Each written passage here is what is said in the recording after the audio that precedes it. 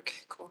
Hello everyone. I'm Minnie Park. I'm a postdoc at Brookhaven National Laboratory. Today I'll give an update from what we have been doing at Brookhaven National Laboratory.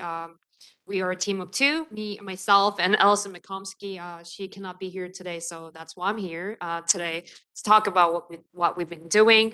As you can see from the title, what we were doing is mostly using the satellite data to look into the larger context of the decadal changes in aerosol and low clouds and meteorology over our activate domain.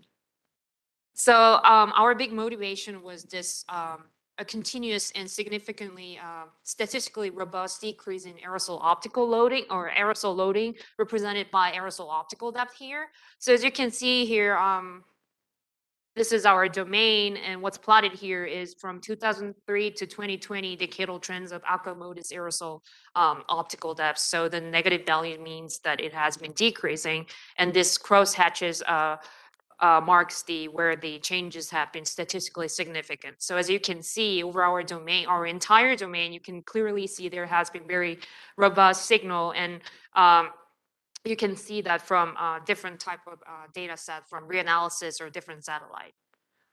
So our motivation or our bigger question was how does this robust monotonic decrease in aerosol loading affect the macrophysical and microphysical properties of low clouds here, and hence the surface shortwave irradiance over our domain. So I'm not going to go into whole details in the approach, but our big approach is that looking into the decadal trends, as I showed you in the previous slide, and we look into the statistically significant points as I marked by the cross hatches. And for the aerosol clouds and radiation, these are all from the different kinds of satellite data, mostly from different kinds of Sirius product. And throughout the talk, I'm going to show you some meteorological analysis as well, and the data sets are listed here.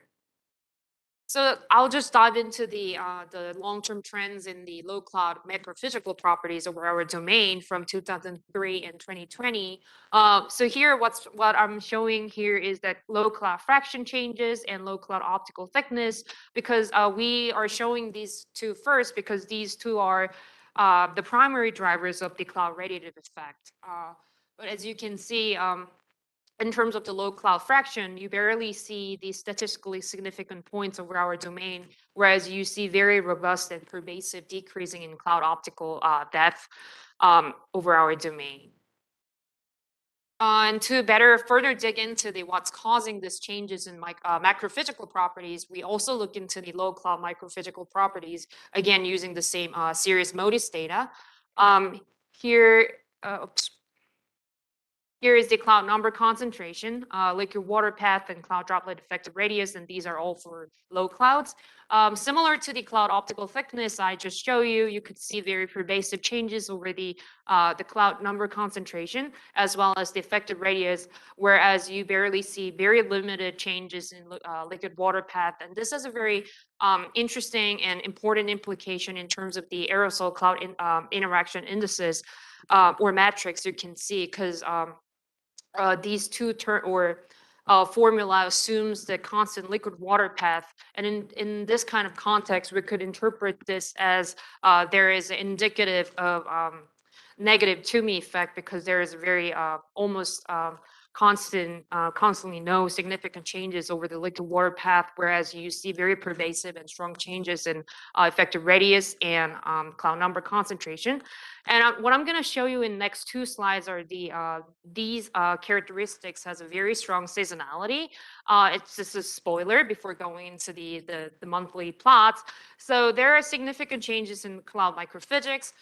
So even though we don't see these pervasive decreasing trends, from May to August, even though these months are when the aerosol optical depths decrease are the greatest. And on the other hand, from October through March, we see some changes in cloud microphysical properties when there are very limited changes in aerosol optical depths. So it'll make more sense when I move on to this slide. So these are the same decadal plots, but for the every month. So here I begin with the seasonality and AOD trends. And I'd like to draw your attention here that from May to August, you could see very pervasive decreasing in AOD these like summer months. Whereas these are not as clear in the winter months, especially in November and December. However, when we look into the same seasonality, but in the cloud droplet number concentration, here, especially from May to August, you don't see any significant changes in cloud droplet number concentration when we see the most changes in the aerosol optical depths. So what does this mean? So for now, we interpreted this as this lack of correlation between cloud droplet number concentration and AOD changes suggests that summertime, especially from May to August, or our domain exhibit an updraft limited cloud droplet nucleation regime suggested by many previous studies. So in other words, if the maximum number of cloud droplets have been nucleated, further changes in AOD would not be expected to change cloud droplet concentration. So like the summertime activate domain is updraft limited regime.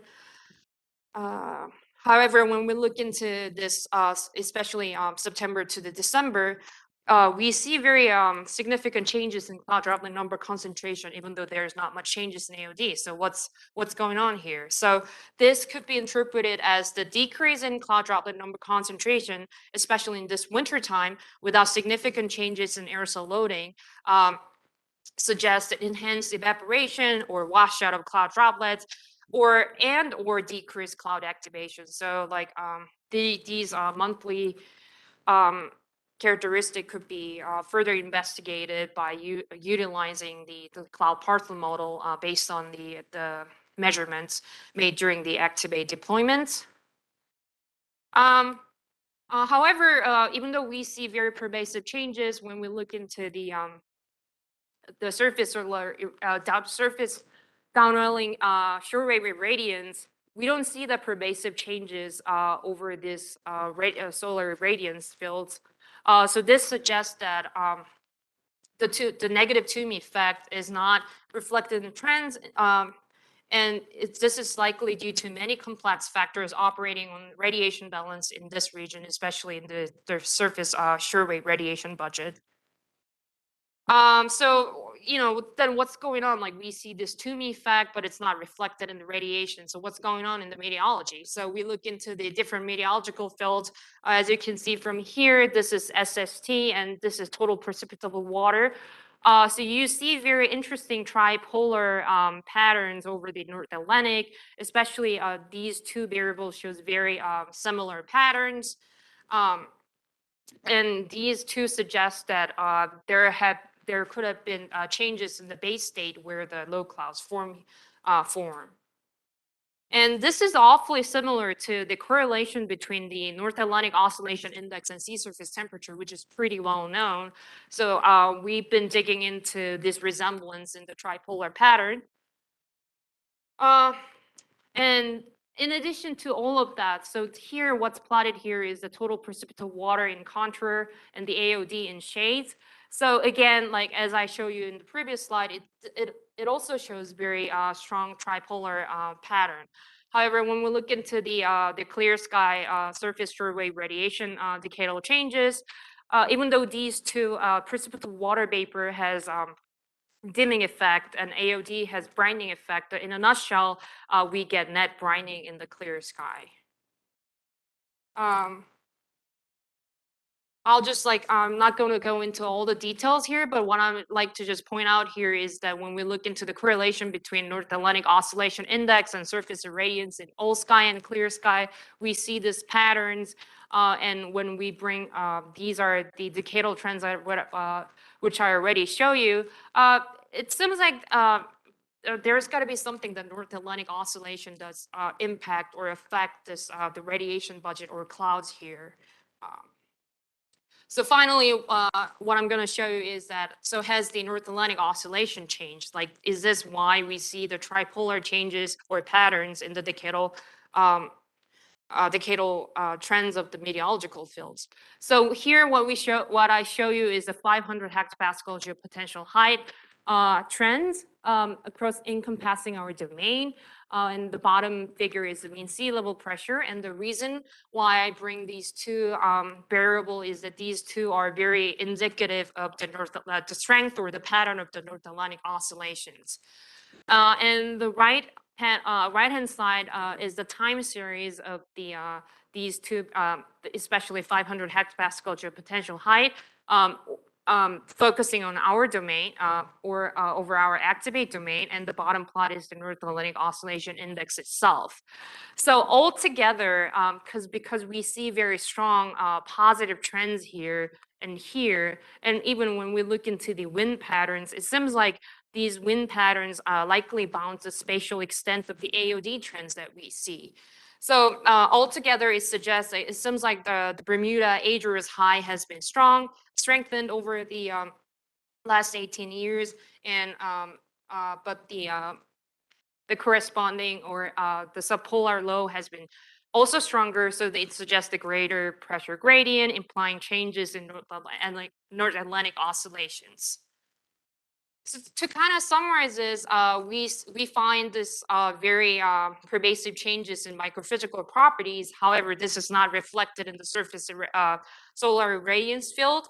So altogether, the process other than aerosol cloud interactions therefore are likely responsible for controlling the surface shortwave radiation budget in this region. And I just show you all the meteorological field changes and tripolar patterns and everything. What I'd like to highlight here is that changes in sea surface temperature and total precipitable water show a very strong tripolar pattern that is positively correlated to the NAO, and this probably impact the cloud properties through natural variability. And finally, even though it's not shown here, we also find this very statistically significant changes in mid and high level clouds, and that may compensate for the aerosol-induced changes in low clouds. And this is the final slides. So related to that, especially in relation to the changes in the Bermuda Adria's high, we've been using the self-organizing map, especially for the summertime. I know David already looked into the wintertime, because our hypothesis based on our analysis is that if summertime activate domain is an updraft limited cloud droplet nucleation regime, we probably can distinguish special patterns of the low cloud number concentration as a function of Bermuda high, hence the associated vertical motion. So this is an ongoing work, and hopefully we could present more results in other workshops or etc. With that, I'll thank you for your attention. I'll take any question if I have time. Thank you.